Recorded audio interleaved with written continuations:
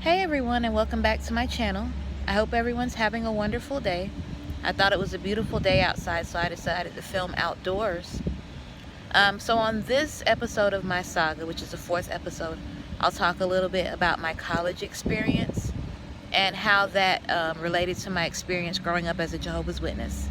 So if you're interested in hearing more about this story, please stay tuned. So in the last episode, I talked a little bit about my baptism, how I got baptized, why I made the decision to get baptized as a Jehovah's Witness. And I got baptized at the age of 17, right before I graduated high school. And so around that same time, as I mentioned in that last video, I was doing really well in school. I made straight A's, and I did pretty well on my SATs and things like that. So I wound up being offered a lot of opportunities as well as far as college scholarships. And also I grew up in Atlanta, which is in Georgia, and back then the Hope Scholarship was really popular, and that was where all you had to do was get a B average or higher, and they would cover your whole tuition and your fees and even give you like a book stipend. And so I was trying to get that, and then at the same time there were other local scholarships in the different colleges that I would qualify for. And then on top of that, my dad, who wasn't a Jehovah's Witness, he actually started a college fund for me when I was born. So he really was very helpful. He's the type that college is very important to him, and he wanted to make sure that his children were provided for should they go to college. And so that was really helpful and instrumental in making sure that I did do well and I succeeded in college, and that money was not an issue. So at the time, when I was still in high school, mind you, I had two major colleges that I was interested in at the time. The first one was Georgia State University. That was my first choice. And of course that's in Atlanta. And the reason why I liked that school is that it was close to home, so I could still live with my parents and commute back and forth to school. So I didn't have to stay in a dorm or anything like that. So I was really looking into that school. And then the other school I was interested in was a school called Albany State University, which is in the southwest Georgia area, but it was about 3 hours away. So if I chose that school, I would have to I couldn't go back and forth each day. I'd have to basically stay at a dorm and then go home on the weekends. So it was a really tough decision for me. And so what I had to do is see which scholarships I'd receive from each school. So I applied for both scholarships. I became a finalist for both scholarships for both schools. But unfortunately, I didn't get the scholarship for the Georgia State one, so I ended up going with Albany State. So I was kind of disappointed that I wasn't at the closer college because, as I mentioned before, I'm an introvert. I'm really shy. I get kind of scared when it comes to meeting new people and things like that. So having to stay at a dorm was a little nerve-wracking for me, being away from my family, away from my parents, and away from my congregation. So it was a really tough decision for me to make, but that's what I decided to do, because I decided to go with basically the school that was going to offer me the most money. Because at the time, as I mentioned in my last video, whatever excess scholarship money I received came to me personally. So in effect, it was almost like a job. I was basically being paid to go to school. And on top of that, they were providing me room and board. Everything was being paid for, and I was getting paid on top of that. So I decided to go with that, and I figured it would be interesting just to be in a new environment. Even though I was really nervous about it, I was kind of excited at the same time. So after graduation, I kind of spent the summer prepping for college, getting the things I needed, just got kind of preparing all the things, going to orientation and things like that. And so the president of the university I was going to, which is Albany State, she was in touch with my mom and everything, and they were talking back and forth. And I don't know if she sensed something, or if my mom mentioned we were going to the convention or something like that. But she figured out that we were actually Jehovah's Witnesses through those conversations. And so what she did is she put us in touch with her personal secretary, who is also a Jehovah's Witness, to get in touch with us and take us around the school before the year started, and just kind of get us acclimated. And so that kind of helped my mom feel a little better about me being away from home. And so when we got down there, the secretary, who was a Jehovah's Witness, she showed us around the campus, and she introduced us to some other college students. And one of those students was a young lady who was also a Jehovah's Witness. And at the time, she was living with her parents and going to school.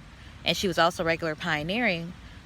So I was able to meet them, and I actually became really good friends with that sister, and spent a lot of time with her while I was down there. So it kind of reassured myself and my parents that I was pretty much in good hands. We even went down to the congregation that was in the area and visited the meeting and everything, and talked to those brothers just to see which congregation I would be in and where I would attend, so I could be accustomed to those things when I finally started school. So I had a really good summer, again, prepping for school. I also auxiliary pioneered that whole summer. So I was pretty much in good standing, and was doing very well in the congregation. No one seemed to have, at that point, no one seemed to have any issues with me going off to school. Everyone seemed to be happy, relatively happy for me, especially since I had just gotten baptized and I was auxiliary pioneering at the time. And everything seemed to be going okay.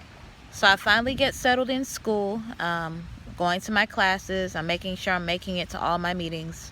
Obviously getting adjusted to a new schedule. I had to stop auxiliary pioneering for a little while because my classes were they were during weird hours. But I was making sure I went to all my meetings. I was going out in service every weekend. On the weekends, I would go home to my parents. I made sure I was pretty active in Jehovah's Witness activities there. And then the weekends that I was not at home, I was with the sister I mentioned earlier, and we were going out in service because she was a regular pioneer. So pretty much basically my life was still filled with Jehovah's Witness activities, even though I was a full-time student in college. And so one weekend when I was actually home with my parents, I actually participated in this filming of this documentary called Knocking. And this was like a PBS documentary. So it was, going to be filmed nationwide. I think even Terrence Howard narrated the introduction or something like that. But it was focused on the lives of 3 different Jehovah's Witnesses. One guy was sick, and he basically had a blood disorder where he needed a blood transfusion. Another guy, he was a survivor of the Holocaust.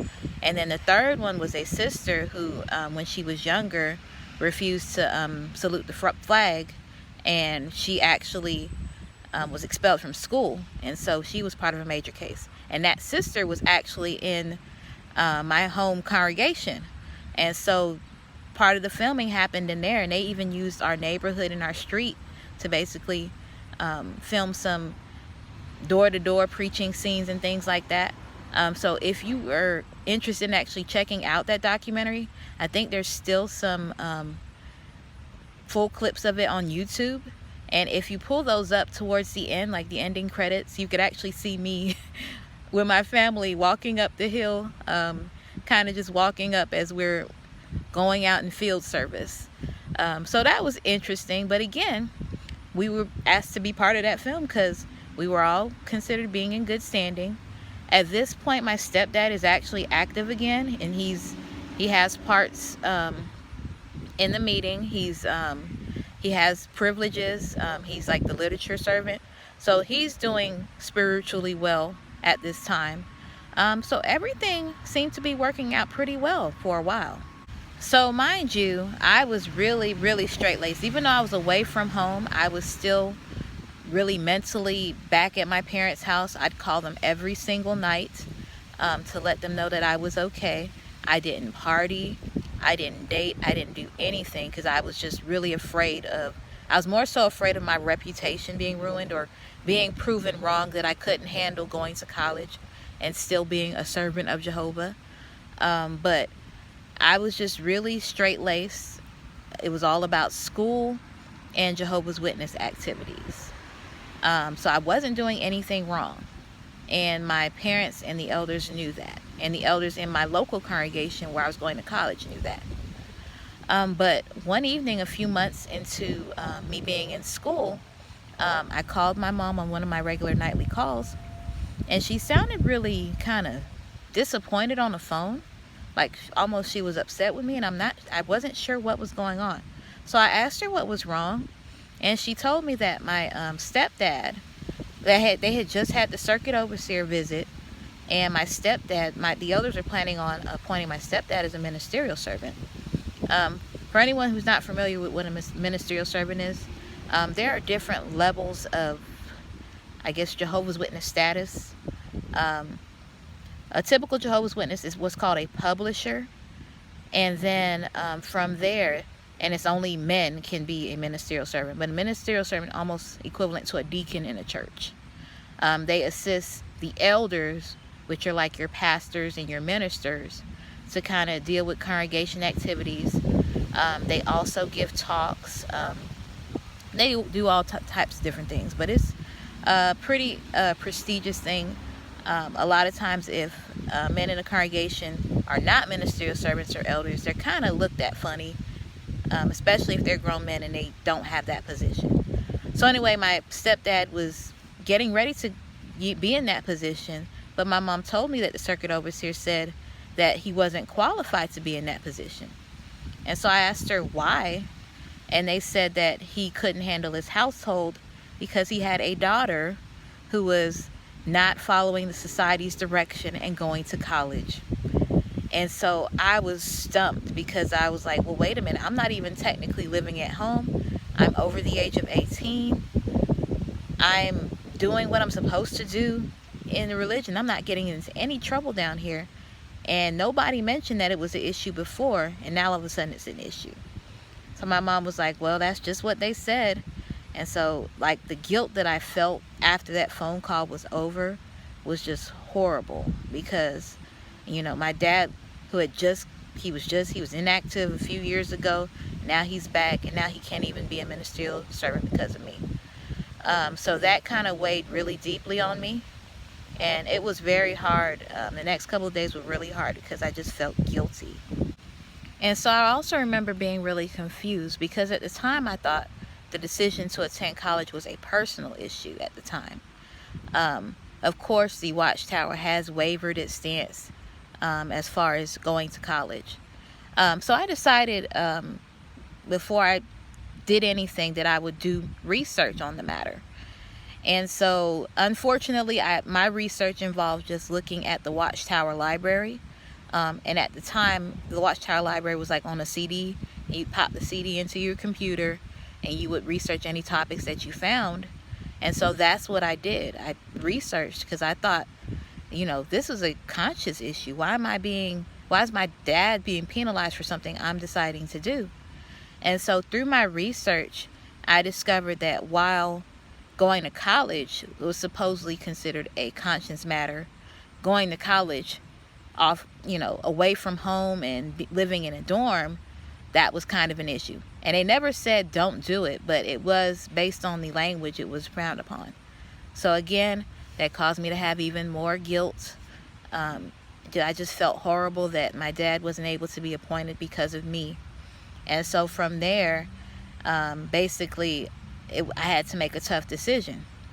And so the decision I ended up making was, by the end of the year, I gave up my scholarship, and I actually transferred back home to a local community college. So I walked away from a pretty nice scholarship, and in effect, like, freedom away from my parents for a little bit, just to kind of make my parents happy and to make my congregation happy. And that's kind of what happens when you're in the religion. A lot of times you're not necessarily making decisions for Jehovah, you're making decisions for the people around you. And so by my sophomore year, I did actually transfer to a local school, and I moved back in with my parents. Fortunately, I was able to get grants and things like that were able to counteract the loss in money that I had from moving away from my nice scholarship and everything. But it was kind of tough, and I miss the friends that I made and things like that. But things kind of at first were looking up, because When I moved back, I started auxiliary pioneering again. The college classes were a little more flexible at this new school, so I was able to do that. And then my dad was able to be finally appointed as a ministerial servant. So things were pretty much looking up for me for a while. And I thought, you know, as far as kind of the negative view of me going to school was going to subside, I thought people were going to be okay because I was going to a local community college. And in the literature at that time, that was okay. But I still got a lot of flack, especially from some of the elders in my congregation and their wives who had not gone to school. They were regular pioneering, and I wasn't. I was only auxiliary pioneering.